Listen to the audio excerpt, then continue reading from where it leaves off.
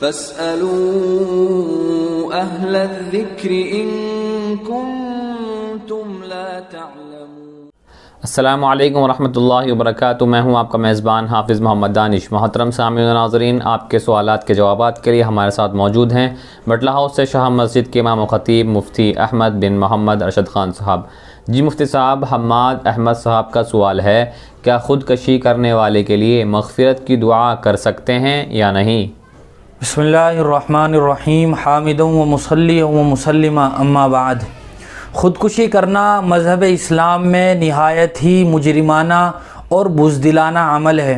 اللہ کے رسول صلی اللہ علیہ وسلم نے خودکشی کرنے والے پر لعنت فرمائی ہے، بلکہ حضور اکرم صلی اللہ علیہ وسلم نے اپنے زمانے میں خودکشی کرنے والے شخص کی نماز جنازہ بھی نہیں پڑھی تھی۔ اور اللہ تبارک و تعالیٰ بھی قرآن مجید میں ارشاد فرماتے ہیں، وَأَنفِقُوا فِي سَبِيلِ اللَّهِ وَلَا تُلْقُوا بِأَيْدِيكُمْ، کہ تم اپنے ہاتھوں اپنے آپ کو ہلاکت میں مت ڈالو۔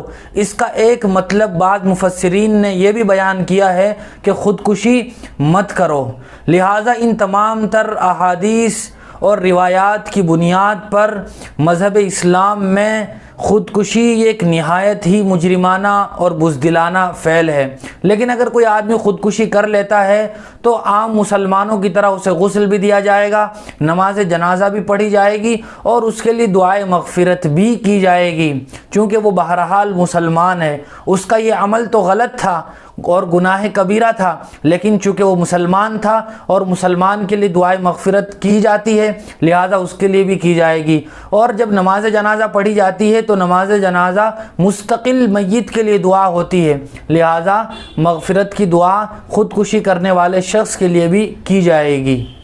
عارف کوٹا سے معلوم کرتے ہیں، حضرت آدم علیہ السلام کا نکاح کس نے پڑھایا تھا؟ دارالعلوم ندوۃ العلماء کے فتاویٰ میں یہ مسئلہ لکھا ہے کہ اللہ تبارک و تعالیٰ نے حضرت حوا کو حضرت آدم علیہ السلام کی زوجیت اور شادی کے لیے خود بخود منتخب کیا تھا۔ حضرت آدم علیہ السلام ہی سے شادی کے لیے حضرت حوا کو اللہ تبارک و تعالیٰ نے پیدا فرمایا تھا، اس لیے نکاح پڑھانے کی کوئی ضرورت پیش نہیں آئی تھی۔ لہٰذا مستقلاً آج کی طرح کوئی حضرت آدم علیہ السلام کا حضرت حوا سے نکاح نہیں ہوا تھا۔ عبداللہ بھائی شاہین باغ سے معلوم کرتے ہیں، اگر کسی شخص نے تشہد میں اشہد اللہ کے بعد وحدہ لا شریک لہ پڑھ دیا تو کیا نماز ہو جائے گی یا نہیں؟ جی ہاں، عام طور پر تشہد جو پڑھا جاتا ہے وہ تشہد یہ ہے، التحیات للہ والصلوات والطیبات، السلام علیک ایہا النبی ورحمۃ اللہ وبرکاتہ، السلام علینا وعلی عباد اللہ الصالحین، اشہد ان لا الہ الا اللہ واشہد ان محمدا عبدہ ورسولہ۔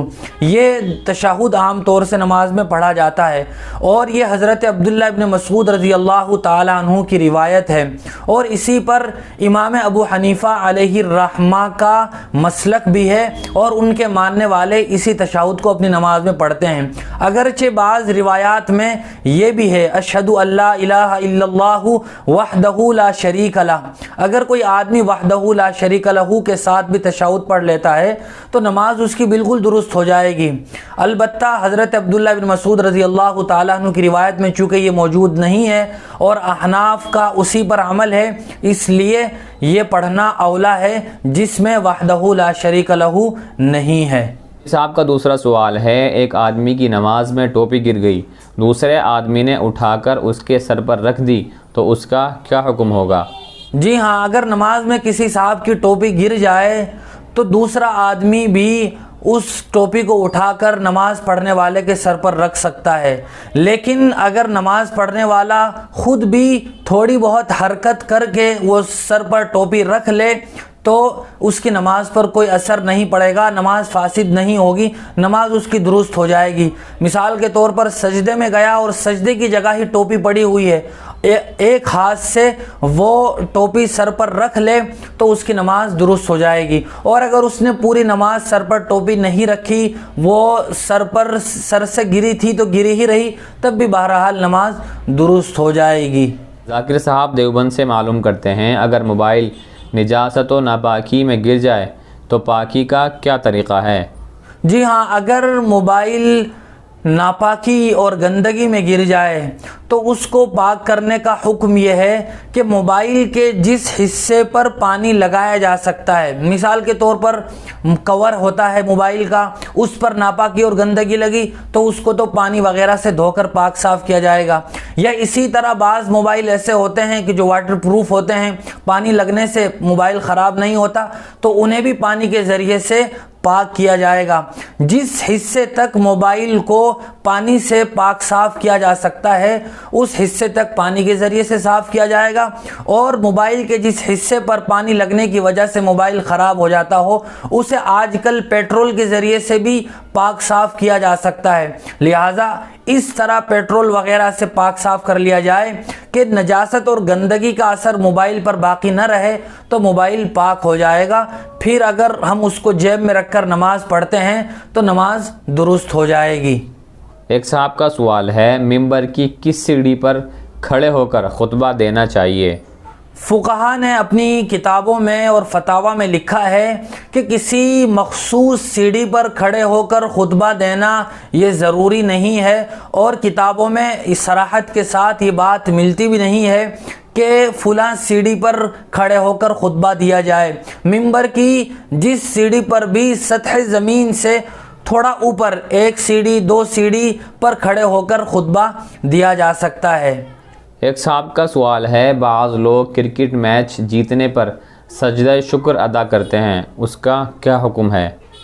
یاد رکھنا چاہیے کہ کرکٹ دیکھنا تو کسی بھی مسلمان کے لیے کسی حالت میں جائز نہیں ہے، البتہ بعض شرائط کے ساتھ کھیلنے کی اجازت ہے۔ ایک تو یہ کہ اس کرکٹ میں جوا سٹا نہ ہو، دوسرا یہ کہ اس کرکٹ کھیلنے کی وجہ سے مقصد ہمارا جسمانی ورزش اور ایکسرسائز ہو۔ یہ نہ ہو کہ ہم کرکٹ کھیلنے میں اتنے مست ہو جائیں کہ فرائض سے بھی غافل ہو جائیں، نمازیں چھوٹ جائیں، روزہ نہ رکھے۔ اسی طرح آدمی اپنے کاروبار وغیرہ سے اتنا زیادہ غافل ہو جائے کہ بال بچوں کا گزر بسر مشکل ہو جائے۔ ان شرائط کو ملحوظ رکھتے ہوئے جسمانی ورزش کے لیے کچھ تھوڑی بہت دیر کے لیے آدمی کرکٹ کھیلے تو اس کی گنجائش ہے، لیکن کرکٹ دیکھنے کی بنیاد پر کسی مخصوص پارٹی کے جیتنے کی وجہ سے کوئی آدمی سجدے شکر کرے تو یہ انتہائی بھونڈے پن کی اور گویا سجدے کے ساتھ مذاق کی بات ہے۔ آدمی کو کرکٹ پر تو استغفار کرنا چاہیے، نہ یہ کہ آدمی اس کے شکرانے میں سجدہ شکر اللہ کی بارگاہ میں بجا لائے۔ اس سے آدمی کو اجتناب کرنا چاہیے۔ بہت شکریہ مفتی صاحب آپ کا۔ اسی طرح کی مزید مسائل کی جانکاری کے لیے آپ اپنا سوال ہمارے کمنٹ باکس میں لکھیں۔ ہمارے دار ارقم یوٹیوب چینل کو سبسکرائب کریں، ویڈیو کے نوٹیفیکیشن کے لیے بیل آئیکن کو دبائیں، ویڈیو کو لائک کریں، صدقہ جاریہ کی نیت سے ویڈیو کو شیئر بھی کریں، اور اسی طرح اپنے سوال ہم تک پہنچاتے رہیں۔ جزاک اللہ۔